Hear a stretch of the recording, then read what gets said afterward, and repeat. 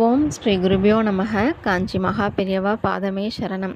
நாம் இன்னைக்கு வேல்மாறலும் அதோட தெளிவுரையும் பற்றி பார்க்க போகிறோம். வேல்மாறலில் முதல் பாட்டு. பருத்த முளை சிறுத்த இடை வெளுத்த நகை கருத்த குழல் சிவத்த இதழ் மரச்சிறுமி விழிக்கு நிகர் ஆகும். அந்த பாட்டோட விளக்கம். எமது அப்பன் முருகன், அம்மை வள்ளி. இன்னொரு அம்மையாக தெய்வானை இருந்தபோதும் திருத்தணியில் முருகன் மணமுடித்த அம்மை வள்ளிதான். அவளின் அழகையும் அந்த அம்மை எப்படி இருப்பாள் என்பதையும் சொல்லும்போது அவள் சிற்றிடை கொண்டவள். அதன் மேல் அன்பு கொண்ட பருத்த மார்பகங்கள் இருக்கும். அவள் புன்னகை கள்ளம் கபடம் இல்லாத வெண்மையான முத்துக்களை போல இருக்கும்.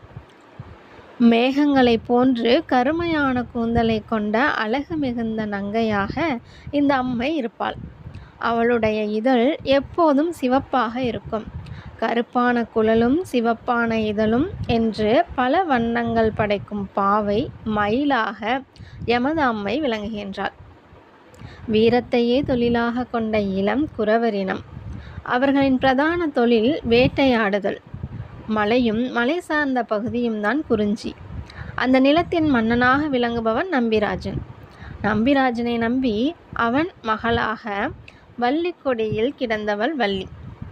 அதனால்தான் அவளுக்கு வள்ளி என்று பெயர் வந்தது.